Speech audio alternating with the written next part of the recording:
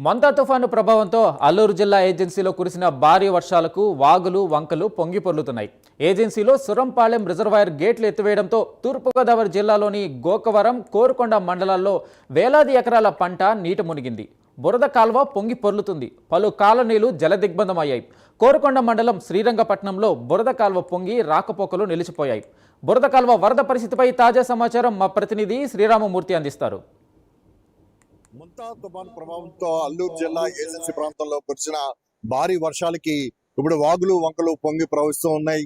ఇంకా అనేక మార్గాలు కూడా మూసిపోయిన పరిస్థితి ఉంది. వాగులు వంకలు పొంగి ప్రవహించడంతో ఏజెన్సీ ప్రాంతంలోనే రాకపోకలు బంద్ అయిన పరిస్థితి ఉంది. అయితే ఏజెన్సీ ప్రాంతంలో గల సూరంపాలెం ప్రాజెక్ట్ నుంచి అత్యధికంగా వరద నీరు చేరుతుండడంతో ఇక్కడ గేట్లు ఎత్తేసిన పరిస్థితి ఉంది. గేట్లు ఎత్తేయడంతో ఆ కింద బురద కాలువ పొంగి ప్రవహిస్తూ ఉంది. దీనివల్ల గోకవరం మండలం అలాగే కోరుకొండ మండలంలో అనేక ఎకరాల ఆయకట్టు వరి నీట మునిగింది.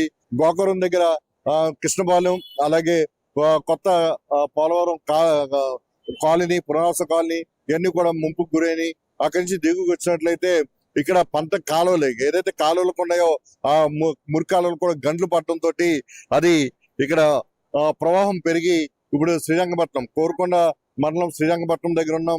ఇక్కడ భారీగా పొంగడంతో మరి ఇంకా ఎలాంటి వరద వస్తుందో, ఇంకా ఎలా పెరుగుతుందో అని చెప్పి ఇక్కడ స్థానికులు కూడా ఆందోళన వ్యక్తం చేస్తున్న పరిస్థితి ఉంది.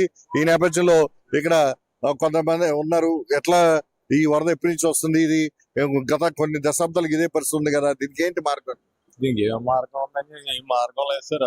గేట్లు ఎత్తేస్తున్నారు. గేట్లు ఎత్తినప్పుడు 2 రోజులు 3 రోజులు వస్తుందో పోతుంది. మేము పోయినప్పుడు మళ్ళీ మామూలే అండి. ఇంకా మళ్ళీ ఇంకా దాని గురించి ఎవరో పట్టించుకోవట్లేదు సార్. ముందు కాలనీలు కూడా వచ్చేస్తున్నాయి కదా. కాలనీకి లేదు సార్. అవి దీని బత్తలు వేయకపోతే మొత్తం ఊరంతా మునిగిపోద్దని బత్తలు వేసారండి. అటు యానాద్రిపేట ఇలాగా అలాగా ఆ మూల ములిగొచ్చారు. ఇలాగ యానాద్రులు, యాసీలు ఈ ములుగుతాయి సార్. ఎంతకాలం నుంచి ఇట్లాగా ఉంటుంది ఇక్కడ ఈ ప్రాంతంలో? ఇది గత 15 సంవత్సరాల నుంచి ఇలాగే ఉంటుంది సార్. అయితే ఈ 4 రోజుల నుంచి కురిసిన పెద్ద తుఫాను వల్ల ఈ ప్రాజెక్టులు బాగా నిండి ఒకసారి గేట్లు 2-3 గేట్లు ఎత్తడం వల్ల ఒకసారి పొంగి 3 కాలువలు ఒకసారి వచ్చేస్తున్నారండి. అది ఒరిసేలు కూడా బాగా మునిగిపోయి బాగా ప్రమాదం ఉందండి. అది ప్రభుత్వం కూడా బాగా ఈ ఇసుక బత్తలు గట్ట వేసి బాగా లైన్ చేశారు సార్.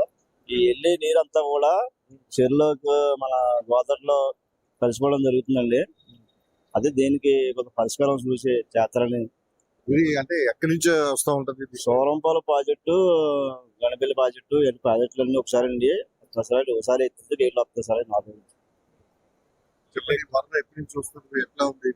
నాకైతే 29 సంవత్సరాలు అండి. గత 29 సంవత్సరాలుగా ప్రతి సంవత్సరం కూడా ఊరికి ఇదే పరిస్థితి ఉంటుందండి. సూరంపాలెం ప్రాజెక్ట్ లో కానీ లేకపోతే నెల్లిపూడి కాలువ ప్రాజెక్ట్ లో కానీ వాటర్ ఎక్కువైందంటే కనుక ఇదే పరిస్థితి అండి. ప్రజలు ప్రతి సంవత్సరం కూడా గుండెని అరిచేతిలో పెట్టుకుని ఉండమే తప్పించి దీనికి పరిష్కారం అంటే దొరకట్లేదు. ఇంకా కావాలకి ఎన్నిసార్లు ఏం చేసినా సరే సైడ్ ఉన్నవన్నీ కొట్టుకుపోయి మళ్ళీ వాటర్ మళ్ళీ సేమ్ పరిస్థితి.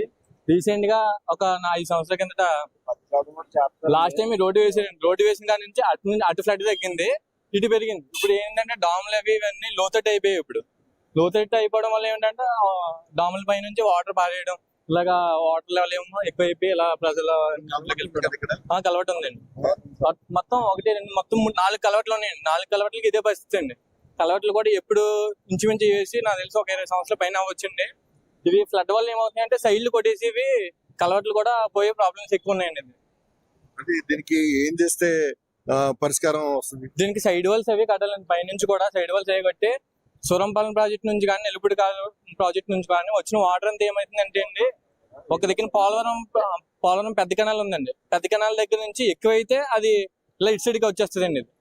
దీనికి అక్కడే పరిష్కారం చూపించాలని చెప్పి కోరుతున్నాం. అంటే రేపు పోలవరం కాలువ కనుక పనిచేస్తే ఇది తగ్గుద్దా? పోలవరం కాలువ పనిచేసినా సరే అంటే మా వైపుకి గట్లు వేస్తారండి. పొలానికి రైతులకి కావాల్సిన వాటర్ అని చెప్పి వేస్తుంటారు. దానికి పరిష్కారం ఏంటంటే తూములు అటువంటి ఏమైనా పెట్టి దానికి పరిష్కారం చూపించాలని చెప్పి ఇది ఇక్కడ చూసినట్లయితే ఏజెన్సీ ప్రాంతం నుంచి అంతా ఈ వరద అంతా వస్తుంది.